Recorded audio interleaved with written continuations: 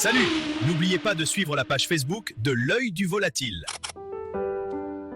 On trouve dans le sud de la Haute-Marne, de la Côte d'Or à la Haute-Saône, une quinzaine d'édicules en pierre sèche appelés communément escargots. Le grand escargot de pierre? Il est là. Haut de 6 mètres, d'un périmètre de 50 mètres, il est vraiment spectaculaire.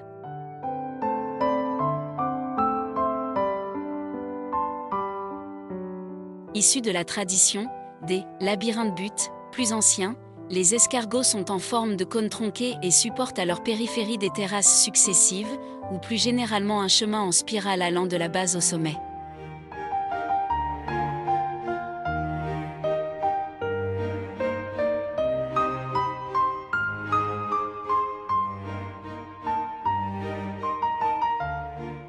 Ces escargots sont apparus au sortir de la Révolution dans les jardins anglais de la région, au même titre et pour le même usage que les fabriques de jardins alors très en vogue.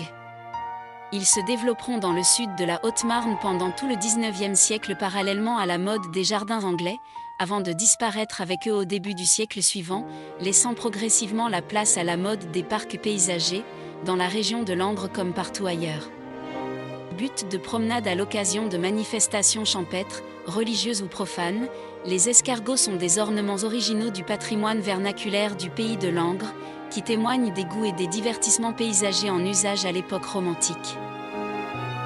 Ludiques ou fonctionnels, les escargots ont tous un sommet formant belvédère, qui permettait d'offrir jadis des vues originales ou des occasions d'alignement ludique difficiles à reproduire de nos jours. Le mastaba. Si vous venez d'y passer, parions ceci. Vous avez été étonné? Il a une hauteur de 5 mètres et développe un périmètre de 60 mètres. Il est construit de pierres sèches, technique très usitée, à Coons et qu'on peut découvrir dans le village. Cette fabrique est appelée mastaba, car sa forme évoque les sépultures primitives de l'Égypte ancienne, ancêtres des pyramides.